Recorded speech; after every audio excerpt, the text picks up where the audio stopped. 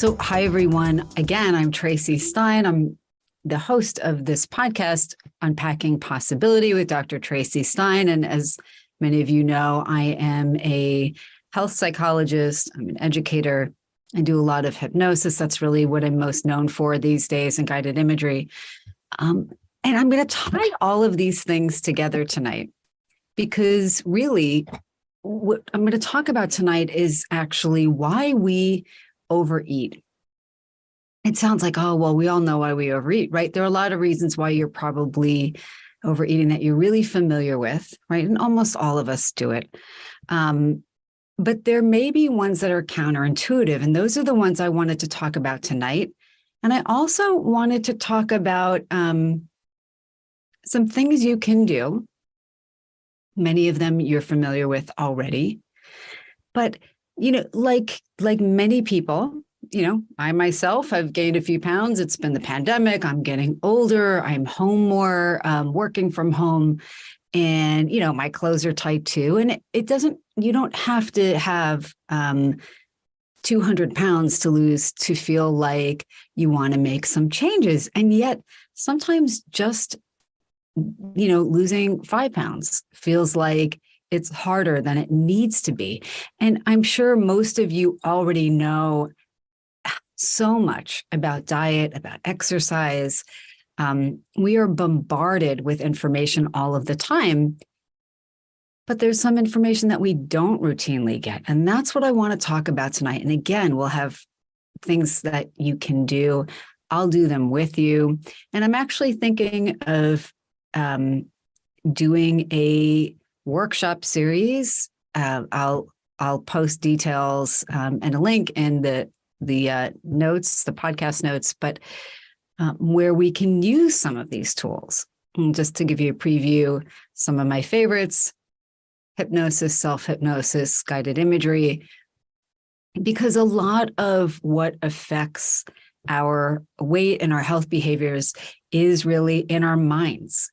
It's not just what we do with our bodies, right? It's that, but it's more.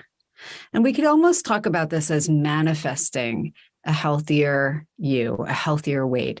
Because, if you've heard me talk about manifesting, there's always kind of this little bit metaphysical component, but there's also this mundane component, right? We have to have a clear intention, and we have to have a plan, and we have to do earthly work. It's not usually, most things in life, right, that we want require some sort of mundane earthly effort.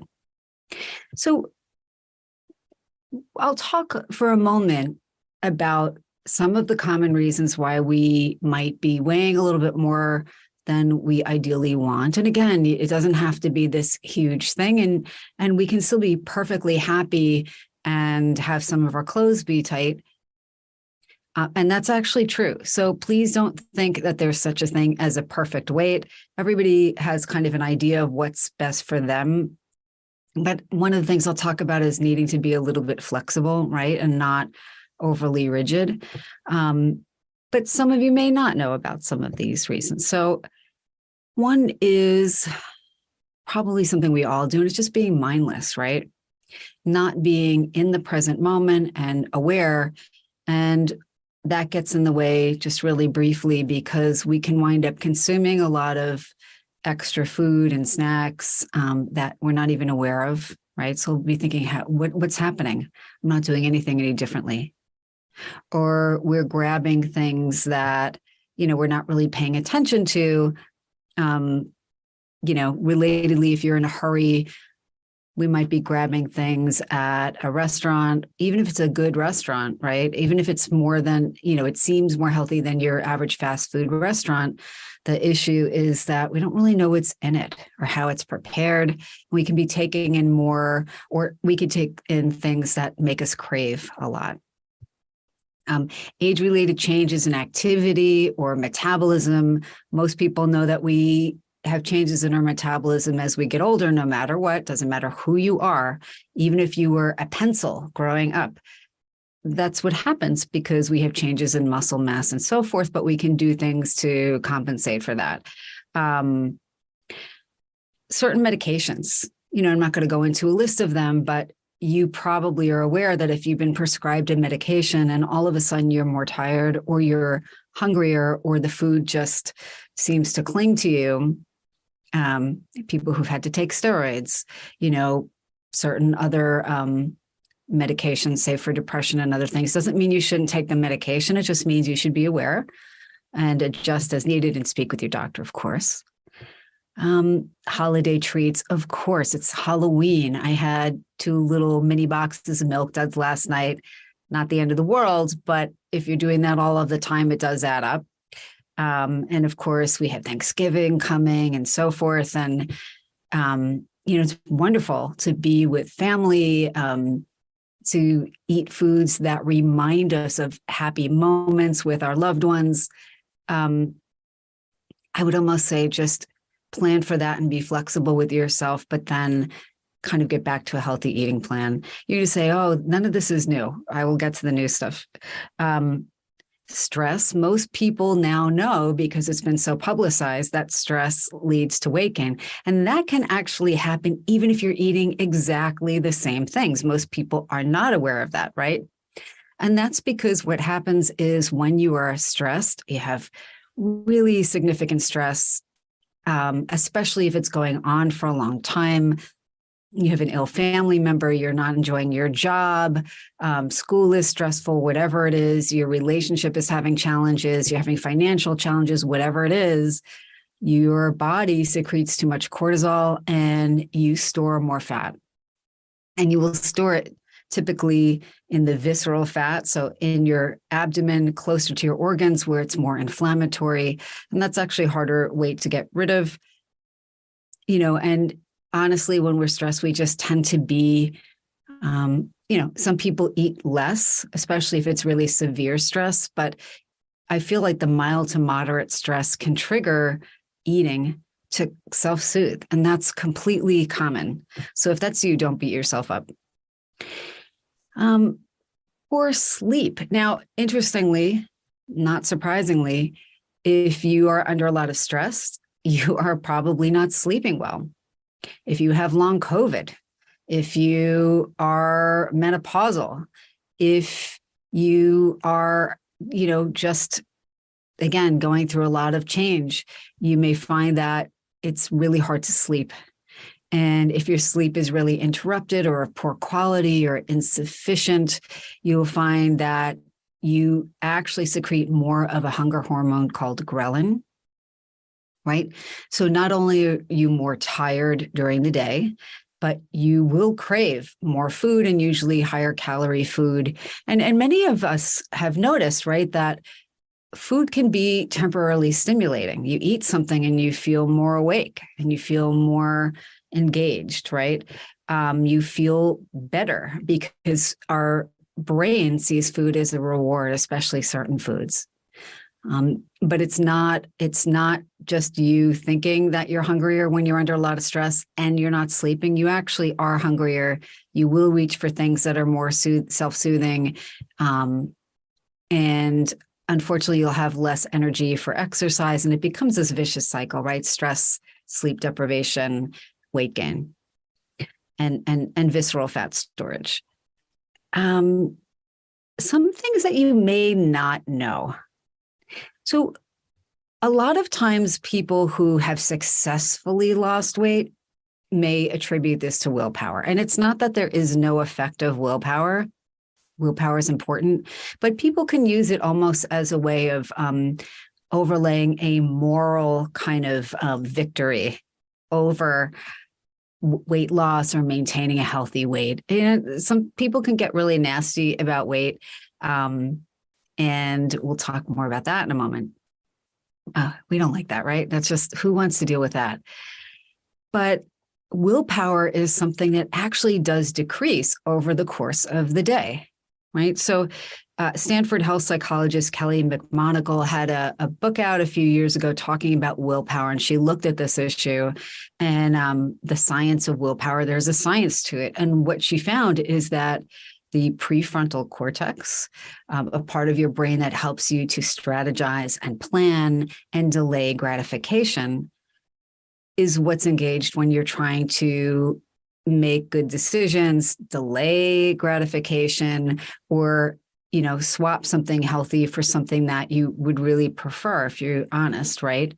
Most people would rather have, chocolate or a cookie or pizza than salad after salad. Totally normal. So don't beat yourself up if that's you. It's most people. But what happens is that over the course of the day, your brain uses a lot of energy, and it uses extra energy when you are trying to exert willpower over something. So by the end of the day, you'll probably find that the thing that you were able to resist during the day, by the time you go out to dinner, there are also other social factors at play if you're going to dinner with friends or your partner or whatever, but you will wind up having a much harder time eating a healthy portion of whatever you're eating, of ordering something that is probably going to be more conducive to meeting your goal of weight loss or maintenance or just being healthy. And what you'll also find, of course, that if you're having alcohol with dinner, and who doesn't enjoy a glass of wine or something with dinner, but you will find that you are, even more disinhibited. And it's so much easier then to consume more. You're disinhibited. So it means that you have less willpower. You care less about it. You don't feel as satisfied with a smaller amount. So, the other thing with willpower, just so you know, is that if you are trying to use your willpower, exert willpower for multiple things, you're going to get that willpower fatigue faster. So let's just say your willpower is that you're going to try to go to bed an hour earlier, even though you really want to stay up and watch TV. Or maybe you've been, snappy with family or people at work, and you're trying to watch your temper. Well, if you're trying to do that, there's a lot less energy by the end of the day, both for that goal and for the goal of eating healthy. So just keep that in mind. Self-control is really a very big picture thing, right? So make sure that you step back, you plan for rest, you plan for flexibility so that you don't feel that kind of willpower fatigue or frustration, right? Because what happens is when we're stressed, also managing stress is really an important factor in willpower, because stress makes us want the instant gratification. We want to make the bad feeling, the stress, the anxiety, the anger, the fatigue go away now. Now. We don't want to wait and say, I'll just get through another few hours of this and eat celery. Obviously, I hope you're eating more than celery. Some other things you may not be thinking of when you think of, well, why is it that a part of me, because, our minds, our psyche really can be thought of as having multiple parts. You might think it's just the you, this global you, but there's the you that wants to maybe eat healthier or lose a few pounds or whatever. There are other parts of you all of the time. I think of them as actors on a stage, right? And everybody has a different motivation. They're all part of the same play, but they're not all motivated toward the same thing. And sometimes they're at odds with each other. So one thing that can make us reach for food, even if we're full physically already, and reach for food that is like a quick hit to the reward centers of our brain, is if we have had food insecurity. We've grown up with food insecurity. Now, in the developed world, that may be less common, the industrialized world. If you are, someone and your parents were employed and finances were stable, maybe you didn't deal with food insecurity. Maybe you did. Maybe there were times when you were worried and your family was worried there wouldn't be enough. Maybe there were times when there wasn't enough food. And I've certainly worked with clients who did have times when food was not accessible. And that is an incredible life or death stressor type of feeling. And it doesn't go away once food is available, right? So there can be a tendency to overeat because there is a fear that may not be unrealistic that food will not be available. And I want us to be mindful of that, because if you have never had that, you may think no one has that or no one you know. Don't assume that. Even if there wasn't literal food insecurity, but your parents would use terms like, well, if things don't get better or if I lose my job, how are we going to put food on the table? Now, I'm mentioning that because, as you know, I do a lot of hypnosis, and conversationally, the things we say, especially around children when they're growing up or to other people in times of stress, they're very hypnotic. They're hypnotic suggestions, even if we don't intend them to be. So it's important to think about the effects of when we say things, especially over and over. Metaphor, right? You might not really mean that you won't put food on the table. You might really fear that. I don't know. But that goes right to the subconscious. And that can instill feelings of insecurity, even if there isn't a threat. And it can reinforce it, certainly, if there has been.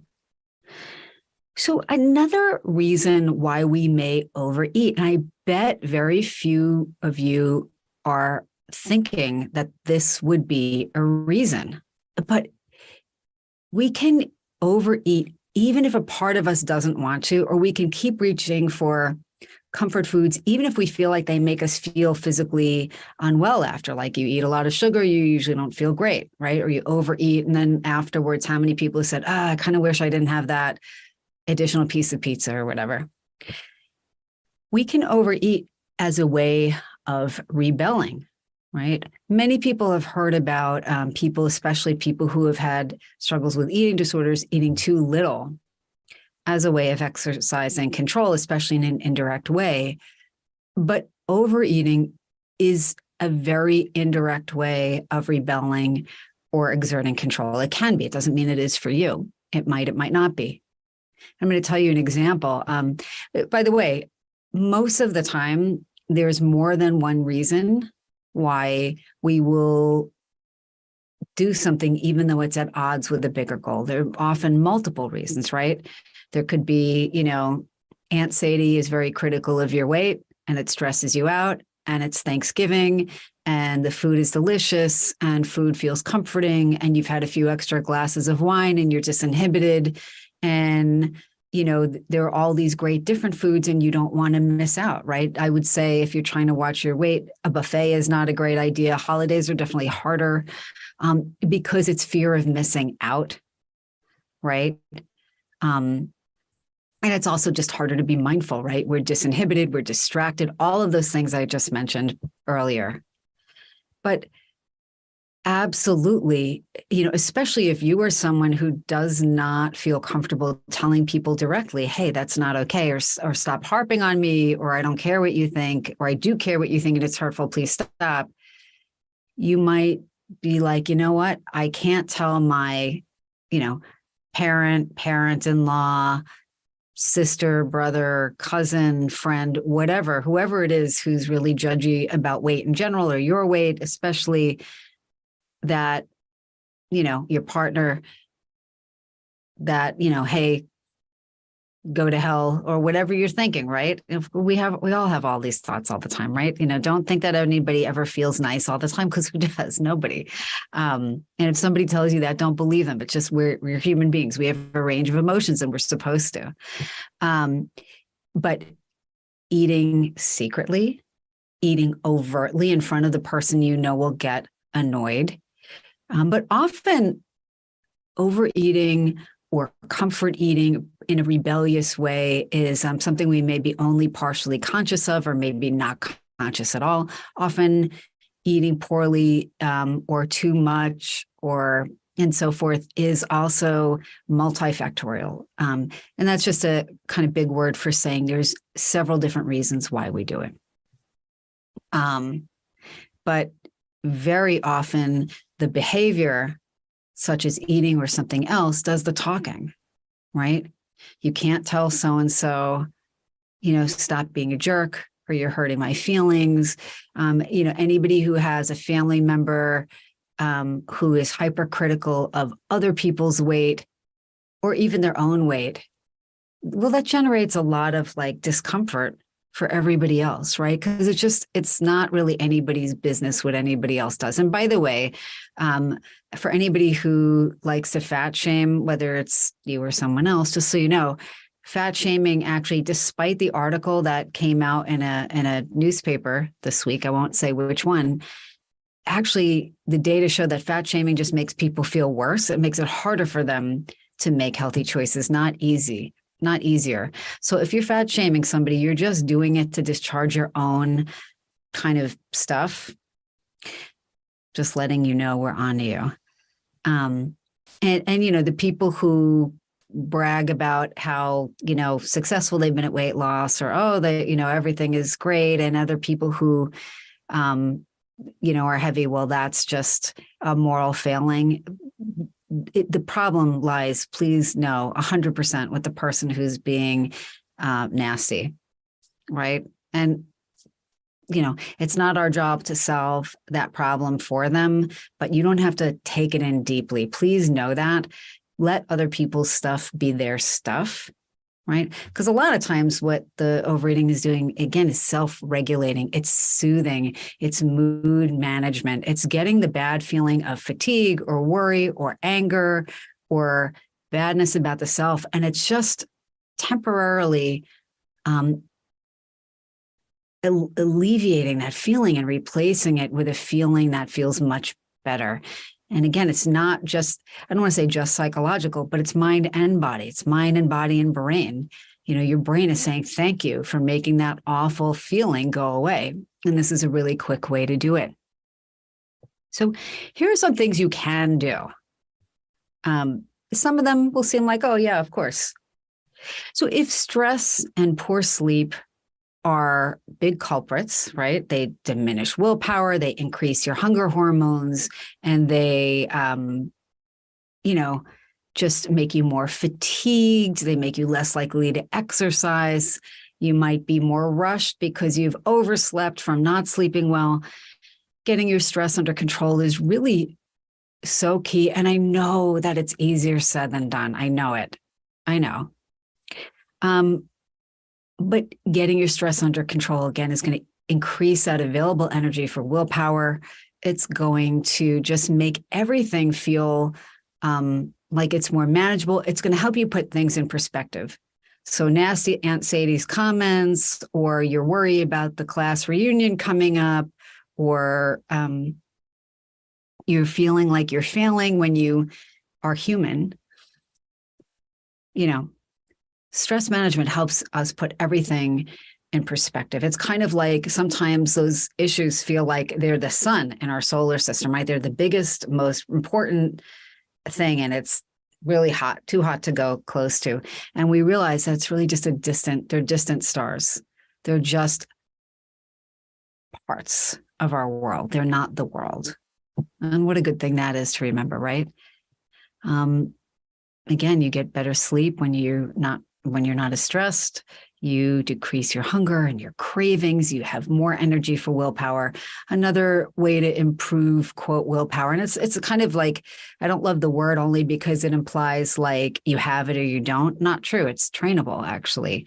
And don't attach something moral to it. You're not a better person or a worse person because of your amount of willpower today. Again, it's something you can do something about. So train it, practice, set small goals that are achievable. Your brain loves succeeding. Those small successes are rewards that help keep you going, right? I wouldn't tell anyone to set a goal of losing 100 pounds, even if that's a broad goal. Start out with this month, right? And maybe it's 4 pounds. Or start out with this month and maybe it's just swapping out one less healthy snack for a healthier snack, or moving more. You know this. I'm telling you things that you know, a lot of them, but it's good to remember, right? Also give your brain a rest. We're not meant to be robotic, and actually rigidity isn't really great. We want to be cognitively flexible, emotionally flexible. You're going to a birthday party, unless there's a medical reason why you can't have a piece of cake, or unless you have something like binge eating disorder and that's a real trigger food for you, in those cases, you would maybe not want to have some cake. But for the most part, we can all have some cake, and you should enjoy it if you have it. Don't beat yourself up. Life is short. Honestly, enjoy it. Just think about things in the larger context. We talked about setting realistic goals so you don't get discouraged. Strive for generally healthy behaviors. In the long run, that's what's going to serve you the best. Everything that you do, think of these health behaviors like sleeping well, meditating, always a good one, doing yoga or something that helps to calm the mind and body, exercising, eating well, all of that. These are spokes on a wheel, right? The wheel of your life and of your health.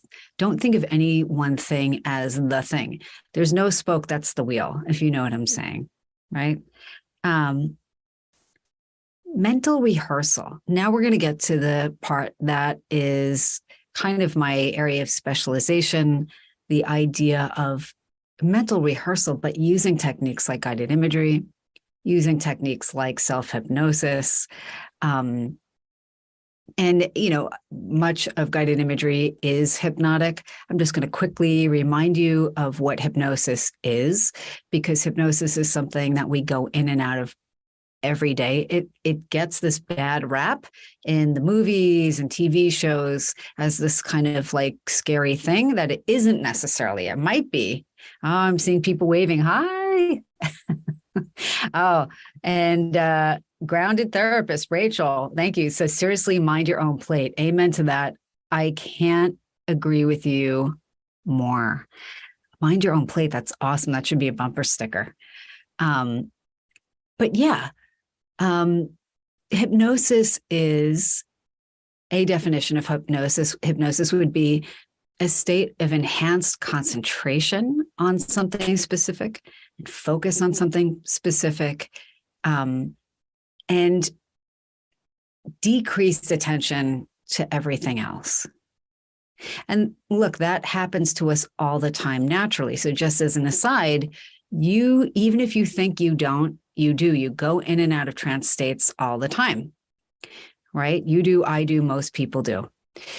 I'm not sure I'm aware of someone who doesn't. I'm sure there's someone who doesn't, but you do. I do. And it's great.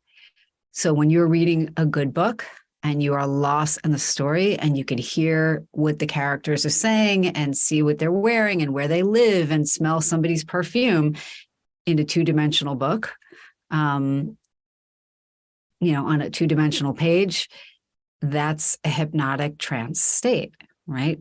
If you're in a movie theater, you're watching the movie. You are, finding your heart racing as there's action going on, or, you're jumping in your seat if it's a scary movie, or you're feeling tenderness in your heart if it's a romance. Even though if you're in the theater, you're sitting in a pleather seat next to strangers, perhaps, maybe there's sticky popcorn on the floor and you're looking at a screen that's just populated by millions of dots that make up the visual imagery. But in your mind's eye, that is a multi-dimensional, emotion-laden, exciting space. That's a hypnotic trance state. So you all and I have a natural aptitude, a natural ability to go in and out of hypnotic states. And like I mentioned before, sometimes that's less good, right? Somebody says something, how am I going to put food on the table? And you have this kind of trance of food insecurity, whether or not that's true. Well, we can use that natural ability to help you rehearse making healthy choices before you actually do it. So you can actually imagine, and you can do this right now, as long as you're not driving, but imagine yourself in the future, 6 weeks from now. It doesn't even have to be that far in the future. And maybe you've set small goals and you've started achieving them. And you feel healthier, and you're sleeping better, and your clothes fit better. You're finding foods that help your mind and body feel alert but still kind of centered. You're eating well, you're proud of yourself, you're taking good care of you. You know that you are important enough to take good care of you, right? So if you would imagine maybe what you might be wearing 6 weeks down the road or 6 months down the road, you're wearing something that makes you feel good about yourself. And maybe you're carrying yourself, just standing a little taller, your posture is better. Maybe your back feels better because you've taken a little excess weight off or because you're doing more yoga, right? You can step into that experience. And actually, your brain is wired for you to do that. You can imagine how happy you feel. You can imagine feeling a greater appreciation for the food that comes to your table and eating it more mindfully and just living your life more mindfully, but you can rehearse it.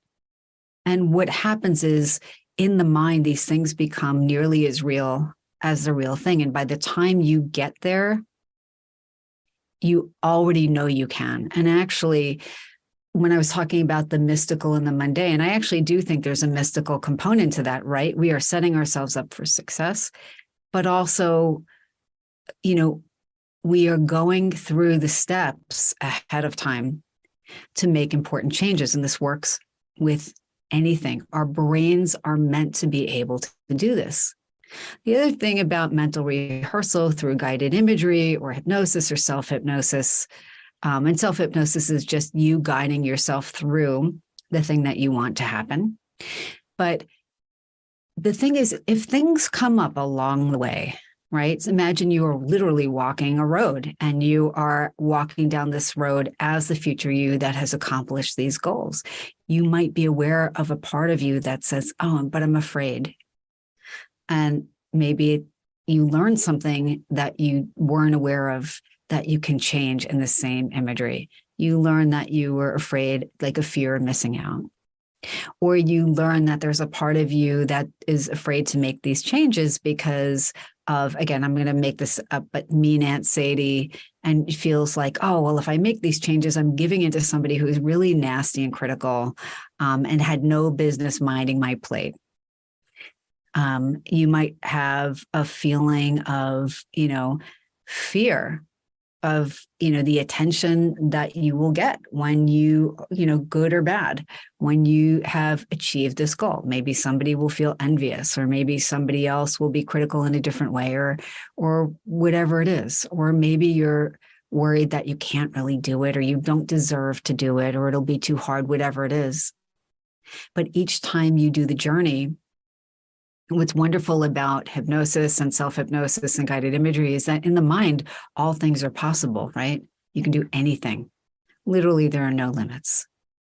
And you can work things out so that by the time, again, the 6 weeks or the 6 months from now comes, a lot of the fear or resistance or uncertainty, it's just kind of faded away because you've witnessed yourself being successful again and again and again.